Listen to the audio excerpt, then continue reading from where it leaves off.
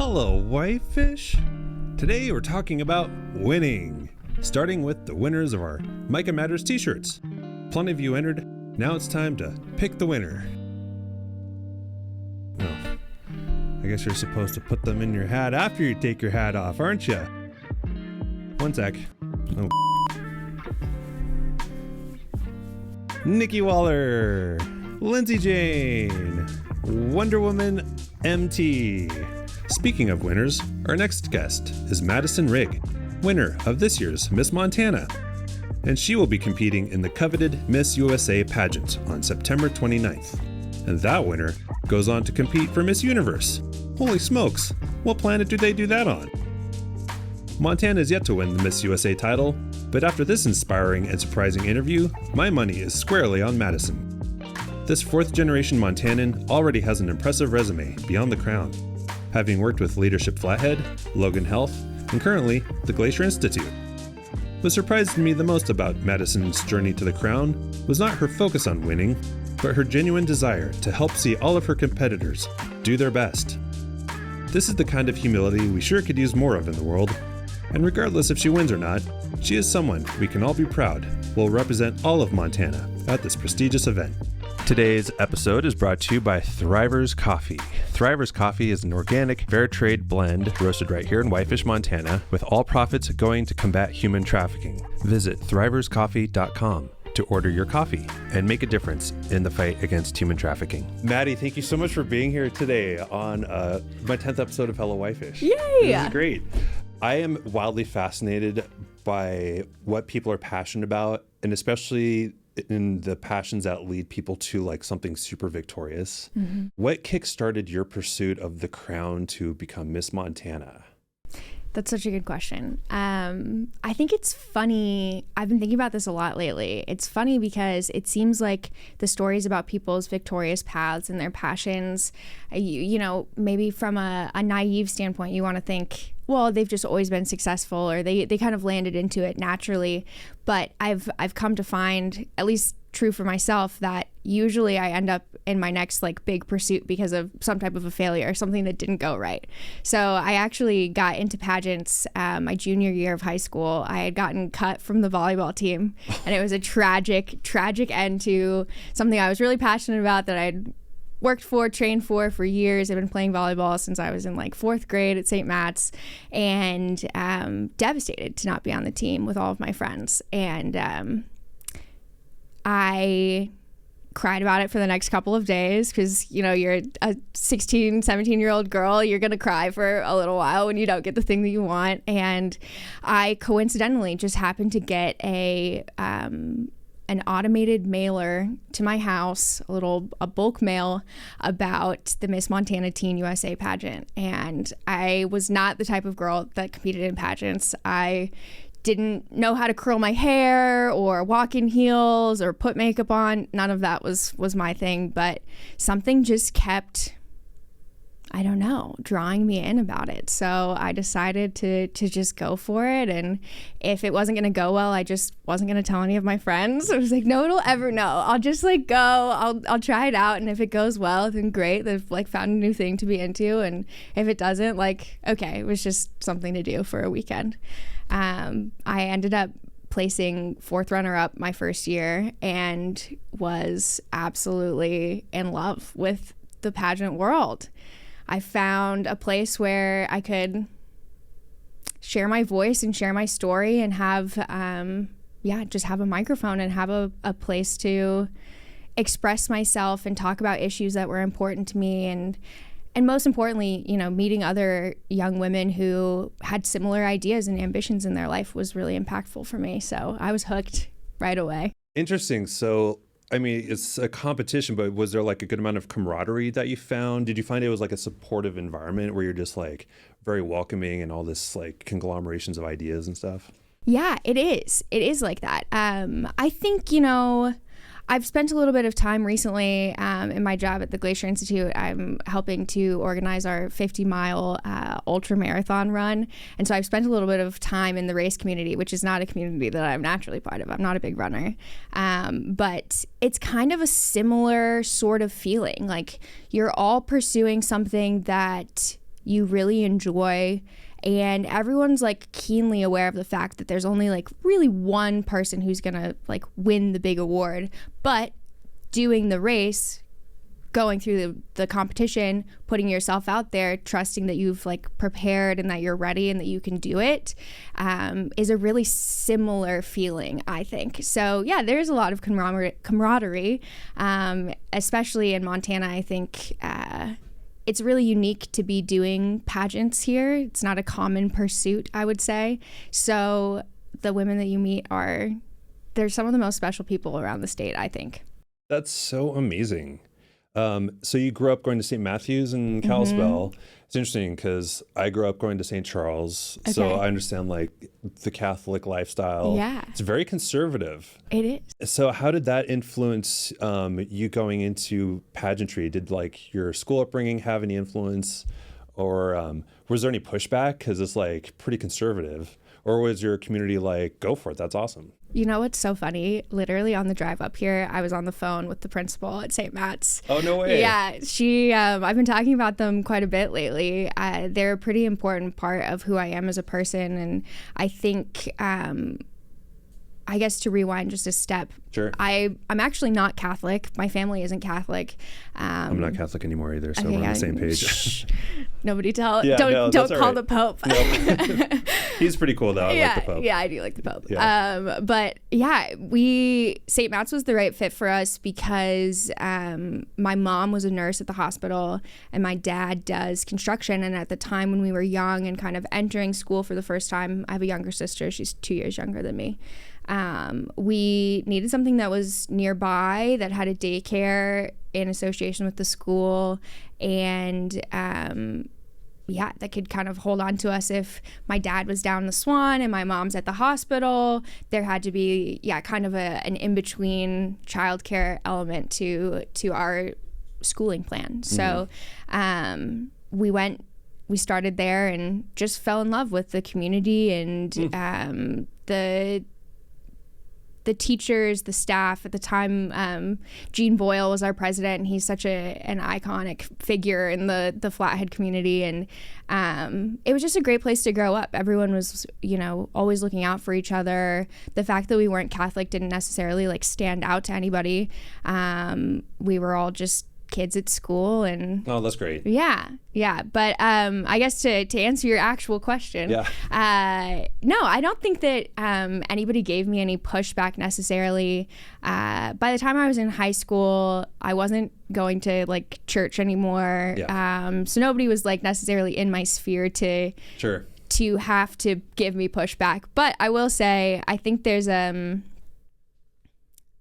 personal mental component that goes into shifting from that conservative upbringing and deciding like, it is okay to go out and wear a swimsuit or do this type of a competition where you're really putting your whole body on display. Was the competition at that point more about what you felt you represented or what you stood for?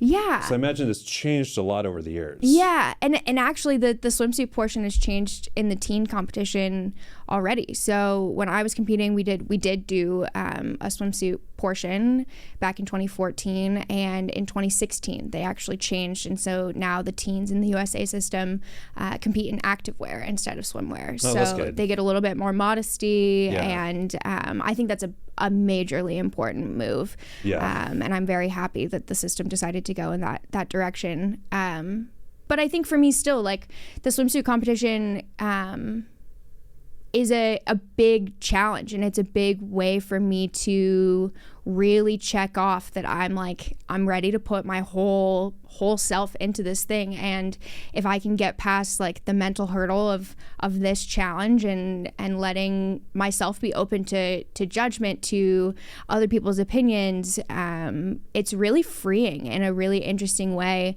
that I don't think it was when I was a teen, and I think it really only is now because I've gone through years and years of therapy since then.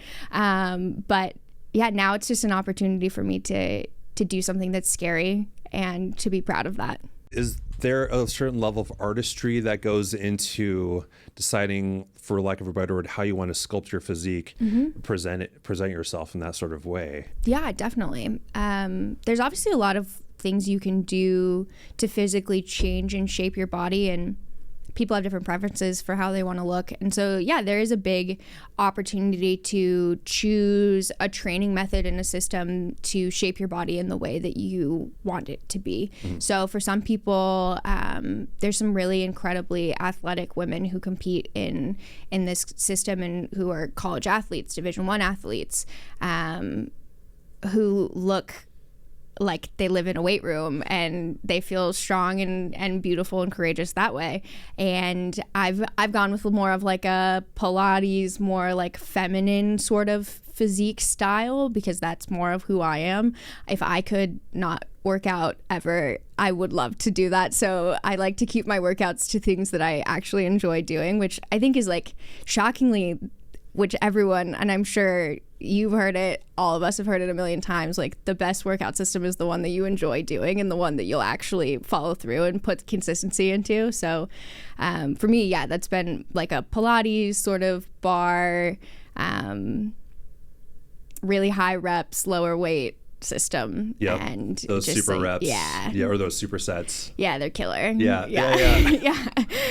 How do you balance then your mental health component of that? Because we live in an age where we have Instagram, TikTok, and we have this amazing access to see how people are able to do so much with their body and do these amazing workouts. But it does have an impact on like the youth and the realistic beauty standards that we sometimes hold each other to. And that impacts men as well. Yeah. Or what advice would you give to anyone about self-worth and not holding oneself to the standards of others? Totally. I think that this was part of my big holdback of doing pageants and part of the reason why I took a 9-year break from competition. It does take a toll to be putting yourself in the environment of literally being compared to other women. And I think that type of a model is difficult and challenging to remain healthy and to remain in like a positive mindset about. And so for me, I think as much as I can, I try to avoid the temptation to get into comparison myself personally. So which is really tough. I wanted to follow all of the other contestants, and it's a great opportunity to meet people and to network and to have 50 friends from across the United States who are doing really incredible things in the world. And so I wanted to follow everybody and get to know everybody, and I'm so excited. I'm like such a girl's girl. But after a while, seeing everybody's content and seeing everybody posting what their bodies look like and what they're wearing and all of this, it did really quickly turn for me into something where I immediately was constantly comparing myself to these women who I don't want to be in competition with in that way. Like it is a competition that way, but that's not my job. It's not my job to judge. And unfortunately, there's like 5 suckers who have to do that job because you can't pick between these women. Like, it's so subjective. It's really anyone's game. Everyone who decides to do this crazy competition is more than capable of being Miss USA. And so I'm glad that that's not my job, and part of me doing this healthily is continuing to make that not my job. So I've put everybody on mute, and I'll follow them back after the competition and see everybody's lives again and be supportive. But for now, I think the moral of the story is that you have to do what's right for you, and if what's right for you is unfollowing people or putting people on mute or not looking for certain content because it makes you feel a certain way, then do it. Like, your social media, your online access doesn't have to rule your life, and it shouldn't, and it's not healthy to let it do that, even though it's incredibly tempting, and that our feeds, our algorithms, all of these apps are like meant to push that content to us. But you do have power in the situation, and that's been really impactful for me to be able to like take that power back. And I think with Instagram, I kind of prefer it because you can curate it a little bit better. You can not follow stuff. And I think they're getting there. Yeah, definitely. So what made you want to take a break, or why did you pump the brakes after winning Miss Teen Montana to the competition now? That was like, how many years has it been? It was 9 years. 9 years. Yeah. What did you do in that break? Yeah, I gave up my title as Miss Montana Teen USA in it would have been fall of 2014. So I had graduated from high school in the spring of 2014, had gone to Miss Teen USA in 2014, and I was just done. What does that entail? Like when you win, do you then have for the next year, you have certain things you have to do? Yeah, it is. It's always been sort of a choose your own adventure sort of thing after you win. Sure. So you can be as busy as you want to be. The only one true obligation that you have as a title holder is to represent your state at the national competition. So if you're a teen, Miss Teen USA, or if you're Miss USA in my system, and yeah, you have a bunch of preparations that go into being ready for that competition. It's a combination of coaching and different opportunities just to hone your skill and to feel ready to represent your state. I know you know Tegan Vine, right? Great guy. I did some documentary work. Best. So great. I did some documentary fundraising work for them when they were KRMC, when they were building Montana Children's. Yeah. Amazing hospital. I got to go film with some of the pediatric surgeons. Yeah. Just mind-blowing. They're what really talented. they do. Yeah. So how did you get hooked up with Logan Health? Yeah. So I went off to college after I graduated and gave up my title. I'd taken a gap year, so I spent, the rest of 2014 and most of 2015 working in coffee shops and the Montana scene down in Big Fork, slinging a little bit of sushi at Sakatumi in Big Fork. Nice. And yeah, it was a good year. And I left for college, went to James Madison, joined my sorority there, and then the next year I needed to transfer schools. They had raised tuition. So I ended up at Eastern Washington University, and I finished with a degree in communication and political science. And I worked for my sorority as a leadership consultant. Got to travel around, meet a ton of our chapters, open some new chapters. It was a really incredible experience. But cool. The pandemic started. So I know, classic. Yep. Every 20-something-year-old person that I know has everything was going great until 2020. Right. So I got sent back home in March of 2020, and like everybody else, I thought it was going to be a short little blip back in Montana. And I had, big dreams, big plans for what I was doing after that. And that totally just 100% went out the window. Yeah. So I was home for a little while, back waitressing and bartending, and then I decided I should probably get a real job again, use my degree, do something fancy. And my mom had worked for Kalispell Regional for 20 some years at that point, and I had great connections, a lot of respect for the hospital system, and they were hiring in the marketing department. So I got a lovely interview, and was hired onto that team in September of 2021. No, okay. 2020. Mm-hmm. Yeah, September of 2020. So I was just, wanted to be able to help out, wanted to be able to be part of the COVID communication team. Getting information to our community was impactful for me, and I got to work with primary care, heart, lung, and vascular, and cancer service lines, and share those stories, which was really cool. Wow. Yeah. Oh, that's awesome. Yeah. I'll have to send you the videos that I made for them. Yeah, you should. They were pretty amazing. I'll send you the one that I worked on. Cool. I didn't make it, but I was production in. That's rad. Yeah. That's great. So how did you then end up at the Glacier Institute, which is like has a very dear place in my heart? I used to go camping there in the 80s when I was a little kid, and that was just always so fun. Oh my gosh, I love that. Yeah. Yeah. 40 years of the Glacier Institute this year. We're pretty excited. Yeah. Still out on North Fork Road? Still out on North Fork Road at Big Creek. Yep. We're doing this awesome restoration Big Creek project right now to make sure that we have that site for the next 40 years. We'd been doing minor maintenance on it since it had been in our hands, but we just recognized that in order to keep it for the long term, there were some bigger improvements that we needed, and to make the cabins a little bit more ADA compliant, make them a little bit more private and up to date of respecting people's, privacy and all that good stuff. So really exciting stuff happening at the Institute. Awesome. But I ended up at the Institute. I had left Logan Health. I was doing Leadership Flathead and working on a political campaign, and I was a class officer in Leadership Flathead. So in your second year of the program, you get to either be on the session planning team, organizing each of the days where you go and learn about a specific industry, or you can be a class officer and kind of guide the new class through their session days. I got to be a class officer, so I was hanging out with the new class, and Anthony Nelson, the executive director of the Glacier Institute, was one of these new classmates. And from the beginning, I thought, this guy, he's really cool. Like, he has something unique and different and a leadership style that I just really was a fan of. And he was always participating in the class, and just a great guy to be around.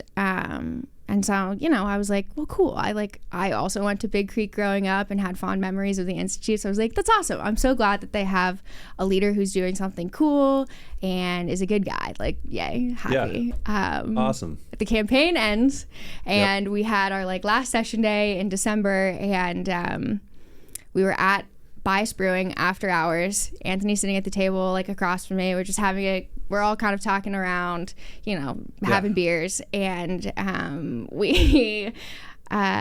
somebody said, "Oh yeah, Anthony, how's the Institute? What's going on?" He was like, "Well, I'm actually trying to hire a marketing manager right now." And from across the room, I whip around and I'm like, I'm looking for a job and I do marketing. Let's talk. So we had our first, at that table, he asked me his go-to interview question, and he was happy with my answer. So I got in for the official interview process and had a job a month later. So oh, nice. Yeah. I love it there. I've been so happy. Yeah. Do you work up there on site, or do they have an auxiliary office somewhere? We have a couple locations. So we have our Big Creek site, and then we have an office in downtown Kalispell. Downtown Columbia Falls is our second office. And then we have our original location, which is inside the west boundary of Glacier National Park in West Glacier. As you're driving in, you get through the entrance, so excited. You see a little sign that says horseback riding, and then underneath it says the Glacier Institute, that's where we live. So that's our field campsite that we do our adult overnight programs at. So whoa, it's pretty awesome. You can still do it. Is there still a kids program? There is still a kids program. Yes, a nice. Very robust kids program. We still have our partnerships with the local schools, and we're excited to hopefully get to expand that soon. That's part of our Restoration Big Creek project, is being able to open those participant cabins up to the whole winter. So we're getting them more insulation, safer pipes, all that good jazz. And so we'll be able to expand from just having a month and a half in the fall and a month and a half in the spring to a full season of opportunities to bring kids out during the school year, which is really exciting. Wow. And then we still run a summer camp program as well, which has been a really good thing for us this year. Fun. Yeah. So with all of this amazing stuff, from political campaigns to the hospital to Glacier Institute, what made you want to throw your hat back in the ring to go for Miss Montana? Yeah. Well, I think ever since I gave up my title, I had a lingering little thought that I was going to make a comeback at some point. But through those years, different experiences, different environments, different, types of people, different ways of thinking, I started to question, I don't know, the validity or like the reason to get back into pageants.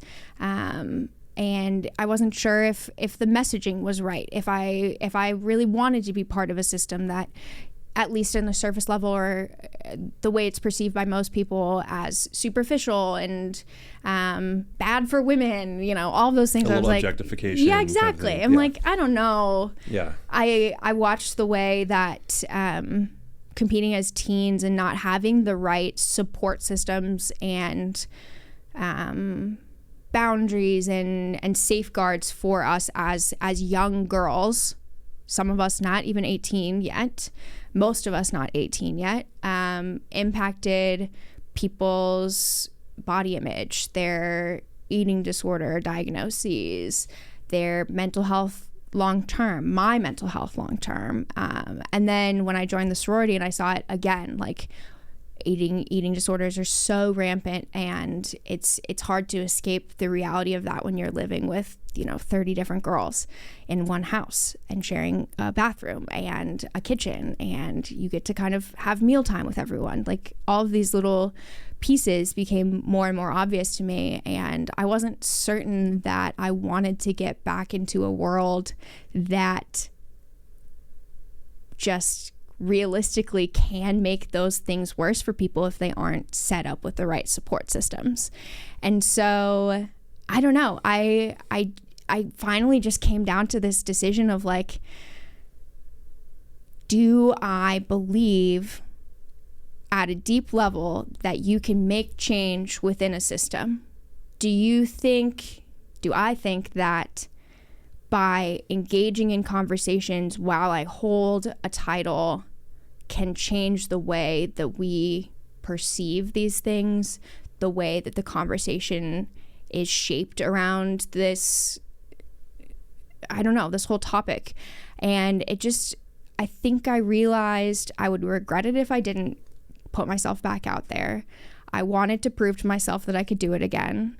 And I do believe that you can make change from within a system, and that you can have an impact by playing the game and giving yourself the platform to be able to talk about the things that you want to talk about. And that's what I've had the absolute pleasure and delight of being able to do. It's a nuanced and crazy thing, but so is every single other majorly important pursuit in life. Like, we're seeing it in women's soccer right now, in the Spanish team, and we're seeing it in politics. Like, there's so many things that are crazy about the way that we run politics, and that doesn't mean that there's not a need for people to pursue those things. It means that there's an extra need for people to pursue those things and to want to care enough to make that change. Wow, that's amazing. And obviously you have done something right because you won. What was that like getting back into the competition, going there? It was in Lewiston? It was in Lewiston, yeah. So you probably had an advantage because you were a little bit more, I guess, like, for a better word, seasoned. You had a little more experience. Yeah. Probably a lot more confident. Yeah.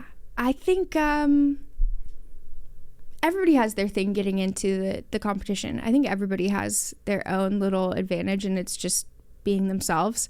But yeah, I was definitely advantaged to have held a title in Montana before and had a ton of really great experiences and exposure to issues and information that you do have to have exposure to know much about. And I don't know, I went into the competition knowing that if I was gonna enjoy myself and feel positively afterwards, I would need to focus on what I could control. And so I really wanted to take the fact that I had knowledge and experience in this system and be able to give it off to the other women, in particular to the teen contestants. I wanted to be part of that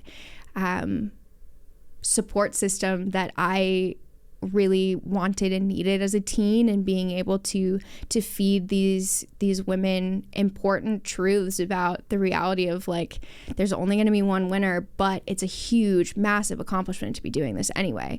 And it doesn't matter what the judges say. Like, what matters is you and yourself, and then, you know, being able to do all of the other little like helpful pageant like big sister things, like helping zip people's dresses and doing whatever. Like, it's a really, your first competition is really intense, and Montana's a state where most of our competitors are first time competitors. I think actually this year we had a pretty even split of new women and people who had competed to some extent in the past. But yeah, I just wanted to be able to feed into the other contestants and build them up and make sure everybody else had a great experience. That's how I have a good time, is by making sure everybody else is enjoying themselves and feeling good. I knew that wasn't necessarily what I was getting out of, like, it wasn't going to be enough for me to just like go to the competition and like have done it. I wanted to like play a more active role. So that's what I decided to do.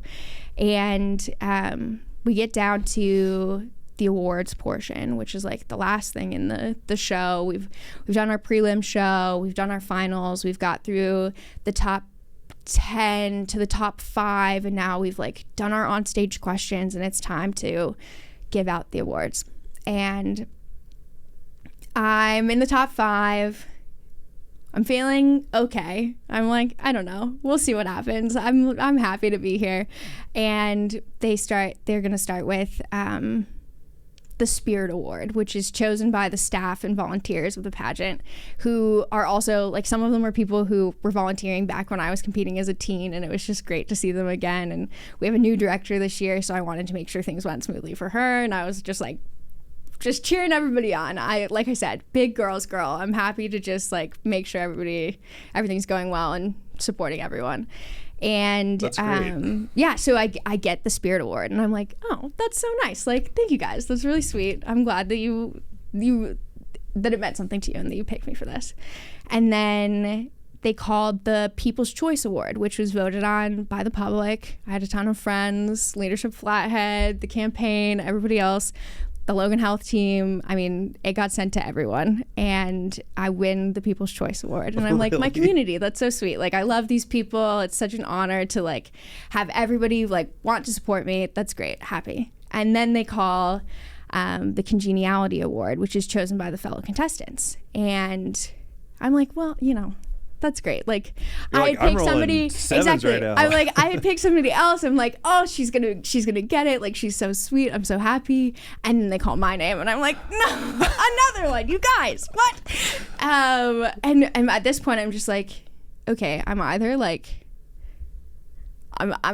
taking this whole thing and it's all gonna go well, or like I did exactly what I wanted to do, and I have proof of all of the things that I wanted to accomplish this weekend, and it doesn't actually matter to me at all if I like win the crown or not.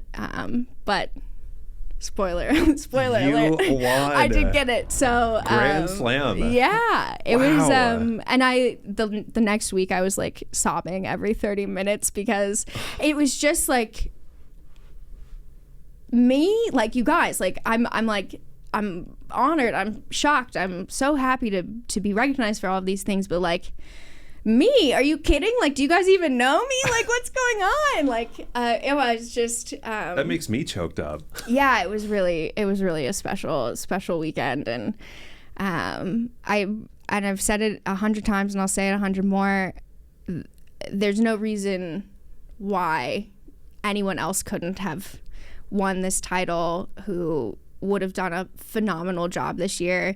And I really do think that my job is to represent that entire class of women that I got to be part of, and to be, you know, someone who they're proud of, who they think did a good job this year, and that they're happy to support and happy to continue, you know, pursuing this title after I've had it, because they like the way that I decided to run with it. And some years that isn't the motivation. Some years you're running again because you didn't like the way that the last woman decided to do it, or you think you could do it differently or better. And maybe some people will think that of me too. That's not really my business either. But I hope to yeah, I hope to continue to be somebody that is building those women up and being a positive influence for them and for future people to come. Well, you made me a fan. Oh, so thank you. Because I was going to ask, like, it is, you know, I can see how there's a lot of camaraderie and stuff, but it's still a competition. So, like, you know, I had this question, like, how do you subtly assert your dominance over your competition? And it sounds like you did by just killing everyone with kindness. Yeah.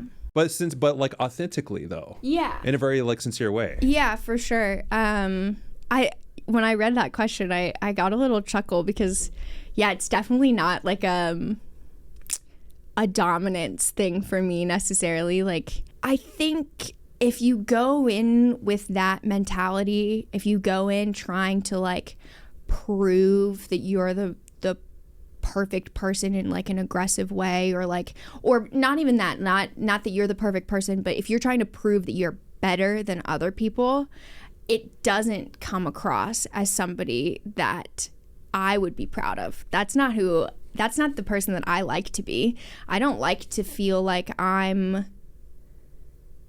that my success comes at the jeopardy of somebody else. And, you know, occasionally that is the truth, or like the way that it kind of feels occasionally, especially when you're like pursuing one thing that only one person can win. But I don't want to spend my time putting energy into that path. I'd much rather be, I don't know, maybe I'm selfishly trying to still continue generating the good karma that I want to come out of the weekend. But I really don't think that the person who wins any of these big titles, who becomes Miss USA, who becomes Miss Universe, does it by undermining other people. I think that the type of woman that we want to empower as a leader, who we want to hear from, is somebody who builds other people up and is encouraging, and who passes the microphone, and who gives somebody a seat at the table, and who fluffs their dress before they go on stage, or like make sure that something isn't out of place for them. I think that I don't like to see competitive leaders in the world. I don't think that that's an effective way to make change or to do anything of meaning. At least for me, it isn't. So yeah, I don't know. I think it is just kind of a kill it with kindness, but also just believing that you don't have to be any one thing to be worthy of getting this title. And like I said, it's not my job to judge who's going to get it at the end of the day. It's my job to be my best version of myself, and the best version of me is supporting other women. That's amazing.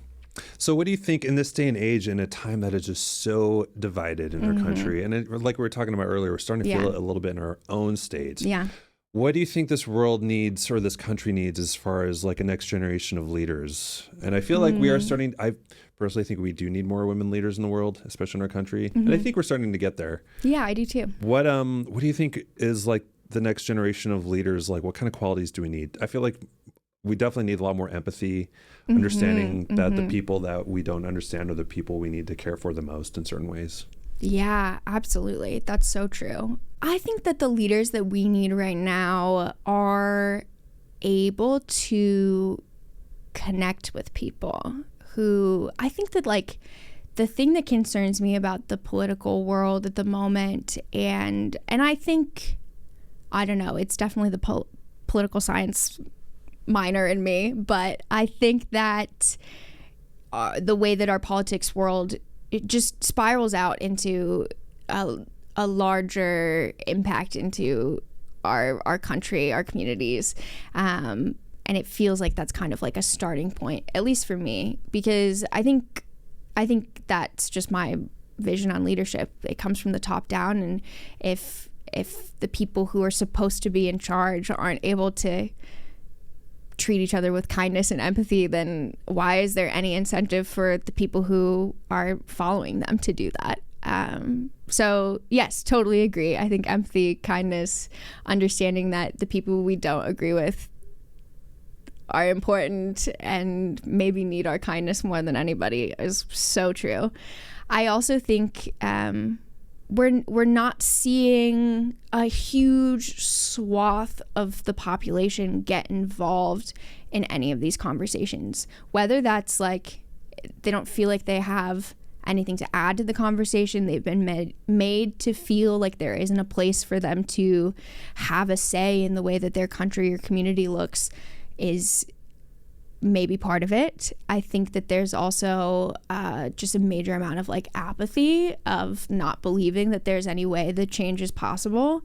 But I think that we need leaders who can convince people that that's not true, that there's a place at the table for them, that your opinion, your experience matters and can be really impactful in shaping the way that we make change and make our communities work for the people who live in them. And so I think the leaders that we need are able to draw in people to those conversations.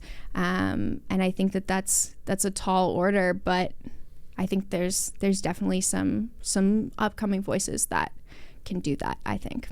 And especially like coming from Montana, where we grew up in this very extreme state weather-wise, where I grew up on a dirt road outside of town and we would get snowed in all the time. We didn't have city plowing. We had to make sure the neighbor that had the one tow truck could actually come and do it. Exactly. And that's just such an amazing thing to grow up with, like in, I wouldn't say the old Montana, but there really is just this real, it's cliche to call it like the sense of community that the Montanans have, but it really is something that I just value. And when people have been moving here and they say they want to be part of the community and the culture, it's hard to convey that without experiencing what those conditions are actually like.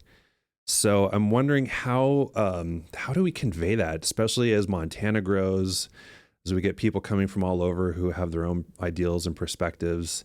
And what can America learn about Montana that would do well for America? Yeah, I totally know what you mean. It's really hard to describe this. I've been trying, ever since I left the state the first time, I've been trying to explain like how this is different in Montana. This like, we're such independent, free thinking people, but also like if you see somebody on the side of the road, odds are you're stopping, or at least you were at one point. Not that long ago. My dad was the neighbor with the tow truck. So we would, in the winter, he had just a set of chains in his truck, and he still does. He'll still do this in the winter. He'll drive around and just pull people out of ditches as he comes across them. Oh, amazing. Well, if he's working out the Swan, that range is like exactly. There's no one out there for miles. No, yeah. There's definitely parts of the state where if you can't rely on the people who are around you, or just driving by, you really can get in a pretty dangerous and scary situation. Yeah. I think that the best way to show people the Montana way is to do it. I think I've totally had so many conversations just like that of, I want to be in the community. I want to be part of this. I want to, be part of the culture of this area. But it is unique to behave this way. It's not common to be in a community where people are stopping on the side of the road to pull you out of a ditch, or they see you struggling with a bunch of bags and they're going to help you get to your car or whatever. Those just like common little courtesies are not common in a lot of places. And it's something that I really do think Montana's going to have to fight to hold on to. And it has to be part of our collective decision making to make that a priority and to continue living that way. And I think, as much as we locals love to blame it on the new people who are coming here, I think a lot of locals have changed doing those things. I think that agree. The perception has now become, well, I don't need to help people who moved here. Like, they're making my life harder. They're making this thing like more difficult for me, instead of realizing that like we wouldn't have thought that way 10 years ago even. Like we would have just helped the person and not made a big judgment about them, or like made any assumptions about where they're from or how long they've been here or any of these things. I just think it's on the locals to remind people or to show up in this culture that we are so supposedly fond of. We have to keep doing it if we want it to exist. We can't blame it on anybody else when we're the ones that stop doing the behavior that they haven't ever seen before. Oh, that is such a good point. I don't think I'm making very many friends on that answer, but I think it's true though. It's true. There's like this kind of localism, this kind of tribalism that is people love to hate on California, but like I was actually born in California. I was born in Laguna Beach, and when my family moved up here in 1980, everyone was like, cool, as long as you're cool and stuff, and like want to work together. Like there was never this kind of prejudice. Yeah. So it is interesting. There's a lot of locals that just love to hate on people moving here. And I've met some amazing people that have moved here from both sides of the political spectrum, from all the states that we hate, that are, I think, becoming better community members than some of these.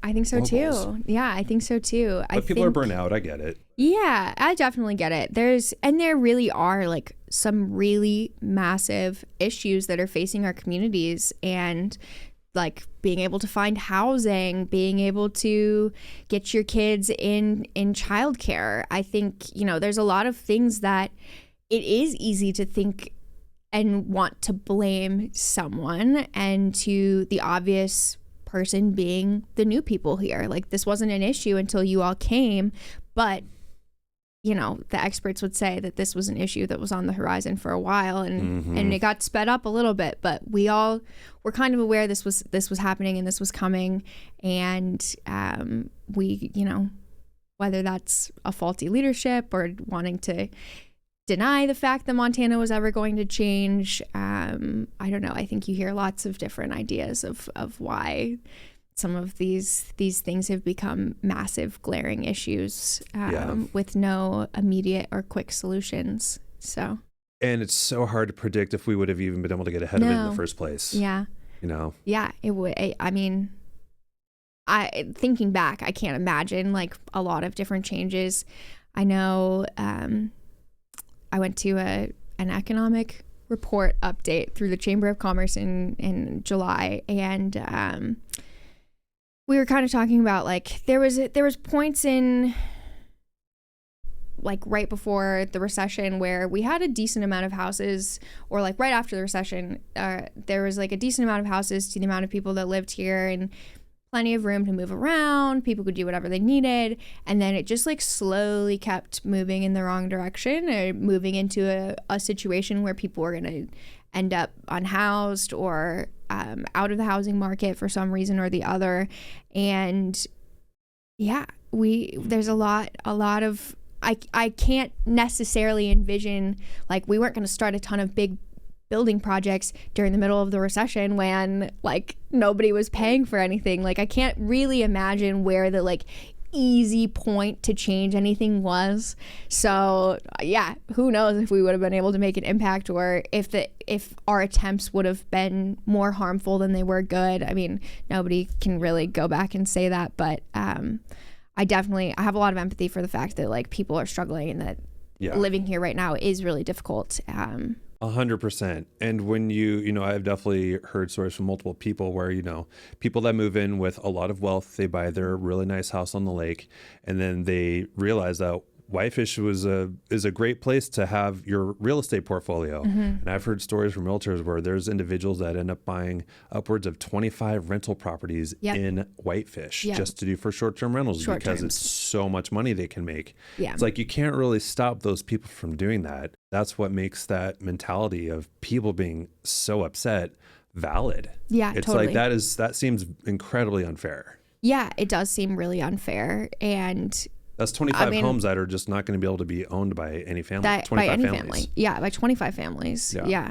Who,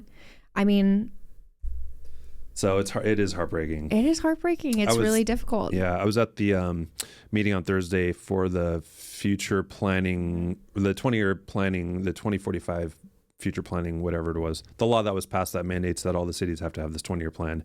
And they were putting some stats on the screen that in 2017, the median house price was $395,000.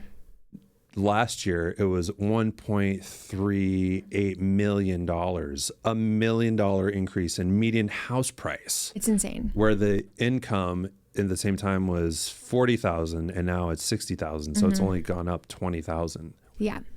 So it's just like, that is a recipe for a disaster, but I don't know how this is going to resolve itself. I don't know either. And I think, it's obviously affecting all of the community, but I do think it's affecting my peer group, people who grew up here and want to be back here and want to be part of our communities and be part of the place that built us and shaped us into the individuals that we've become. It does feel like there's not a place for us right now. Yeah. And it's difficult. And I definitely, I'm glad that it's not my job to figure that out either. But I hope that it's great to hear that there's some new people, new ideas, new groups coming together to try and solve these issues and put a really concerted effort into it. I think that that's exactly what we need.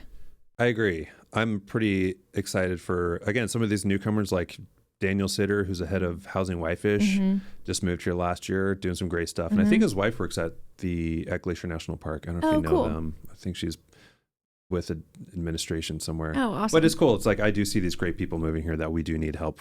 We do need help from some outsiders. Yeah, no, definitely. And I think, there's a lot of things that I think outsiders, people moving here can bring here. Yeah. Maybe some cultural foods. Maybe. I know. Can we get some Indian food here? Like, please. Yeah. I guess there is a place in Kalispell. There's like some gas station. It's on Meridian. Good? Okay. Meridian and 3 Mile. It's pretty solid. Okay. Yeah. That's amazing. Yeah, it's pretty solid. Yeah. And it's great to see individuals who are diverse and, they're lovely, like Indian family. They have children that work at the hospital. They're very embedded in the community already. And awesome. It's great to see people who are able to come here and be accepted and be part of this. I think seeing more diversity here would be a big benefit to our area. Another thing I really like to talk about is mental health. And you said you go to therapy. I go to therapy as well. I love my therapy. Love it. Yeah. How has that helped you, especially with everything that you do and kind of getting ready for this huge competition? Yeah, I love my therapy. Yeah. I have been doing it for 4 years now and pretty regularly. I've taken a couple breaks here and there, but I always end up coming back pretty quickly. Yeah. It's massively important to my life and really impactful to the person that I've become in those 4 years. I think a lot of these conversations would have sounded a lot differently had I not had any time with a therapist, and being able to separate out what I believe, what I value from the stories that we're told in our culture and like as children and just, growing up. I think everybody has this happen. It's not just like, I don't know, it's not just like women. It's not, like you said, body image things affect men. Mental health doesn't discriminate. Like all of these things are true and valid. And it's a huge part of my preparations for the competition. I wouldn't say that I'm shy about the fact that this is a really challenging thing to do and mentally challenging more than pretty much anything else. You have to be very sure of what you believe and what you value, and you have to be really grounded in your own worth. And I think, there's so many like major challenges that are coming to me. I've only had this title for like 3 months, but I feel like it's only been 3 months. 3 months, yeah. Whoa. So I feel like the evolution that I've gone under in just that time feels like it could easily take up 3 years. Like I'm constantly running into mindsets or ways of thinking that are limiting me from being able to like pursue this. And so, whether that's being willing to talk about the fact that this is a really expensive thing to be doing and that I do need to be organizing fundraisers and asking people for money and asking them to become sponsors and asking for help is a big hurdle. And it's hard to get past like thinking that you're worth somebody investing money into.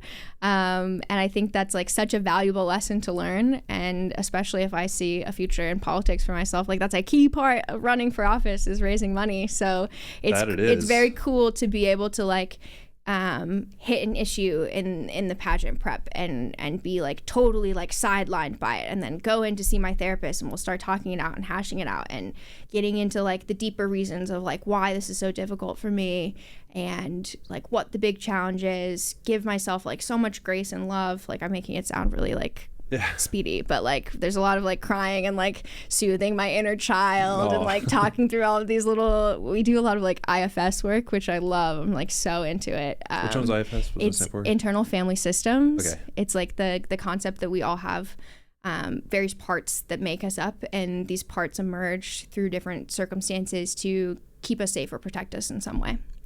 I love it. You should look into it. Awesome. It's so good. I'll ask my therapist about it. It's so good. I'm way too into it. But to be able to like talk to those parts and you know, convince them that like me, the like higher self order of the system has got this, can handle this conversation, can protect them, and they don't need to be doing like whatever their job is, which is usually like making me not want to do anything or like whatever, but then be able to like move out from there and put that into action right away, while also knowing like that's something I'm probably going to keep returning to over the next 10 years 20 years of my life as I pursue new things. But getting to like work that through in a process like this quickly and see the changes and see the impacts is really cool. So my therapists are definitely like a major part of my prep work and my team going into this competition. And your support. Mm-hmm. That's why I love therapy too, because it really makes you kind of analyze your epistemology. Yes. Understanding why you believe what you believe, especially like for me growing up in a Catholic Christian household and kind of being told these are the way things are. Yep. But then as you get older, like learning how to break down, why do I believe the things I believe? And therapy is great about that. And it could be things that you believe about your relationships, yourself. And it's so hard to find a space to be able to do that outside of therapy, unless you have friends that are just like philosophers. Yeah, I love it. I feel like I always have a temptation to be the philosopher in my therapy practice and in life in general. Like I'm great at overthinking things and intellectualizing my feelings.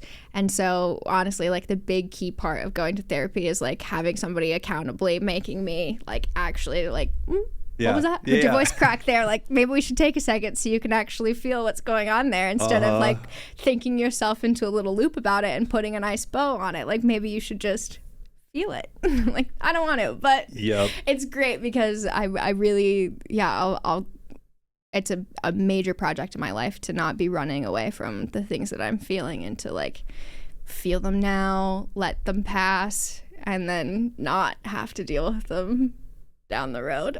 And the drive, that part of you is like, this is the road we're going to go down, and you're like, there's so much that could go wrong down that road. Absolutely. But so much that could go right as well. Exactly. Yeah. I think that's a major part of this and of life in general. I think that's the really cool thing about the pageant world, is that it does just feel like a fast track, like a cheat code into doing all of this work on yourself and being able to make these adjustments and try something out. And just knowing that like this is 1 year of my life and I'm going to make it the best year that I can. It's a once in a lifetime opportunity. I can never be Miss Montana USA again, and I'll never get to compete at Miss USA again. And so it is important for me to like be my best version, but also recognize, and this is part of therapy as well, is also recognizing that like this 1 year is not the rest of my life.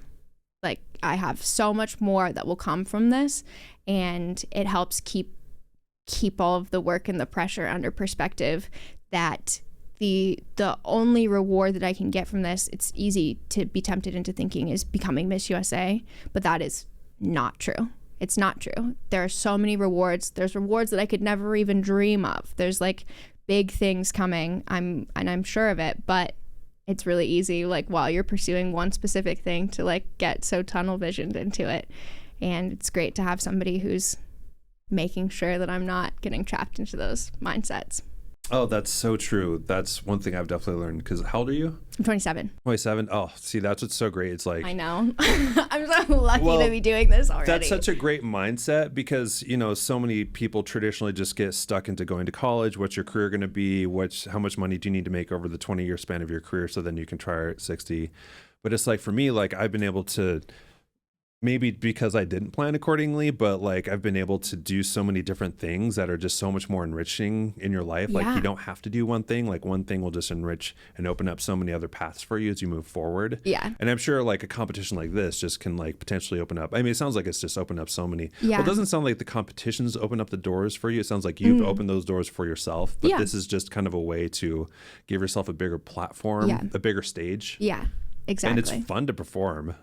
It's so fun to be on. I'm a musician and I've like toured in Europe and stuff. And it's like, the stage is it's the best. So addicting. It's so addicting. Like it could be a small little stage at a coffee shop or like the big stage in Reno. Oh my gosh. Holy smokes. I love it. So what's going to happen? Like, what's the process? You get to Reno. Are you there for like a week? We're there for 8 days. We check in. The check-in day is a pretty fun day to watch. If you guys are interested in following, if you follow my account, if you follow like Miss USA, you'll see lots of fun content of us getting ready. So I think one of the cool days to watch on the competition is check-in registration day. Everybody's pulling their like best outfits. It's really like first impressions are very important in this world, and we will kind of get our orientation out of the way, get the security details that we need to know. They're very careful with us while we're in the pageant competition, and actually this year Miss USA and Miss Teen USA are held at the same time, so not only are we careful with like our older women, but the teens get the same security protocols that we do, and we'll get an overview of our like actual schedule, but usually the way that the competition works is like we have a general idea of what's going on in that day. Like I know that the first day that we're there is check-in registration, and there's a welcome party that night, but everything else in the day is like you kind of just have to be the type of person that can roll with the punches and be flexible and be ready for the moment, whatever the moment is. So that's a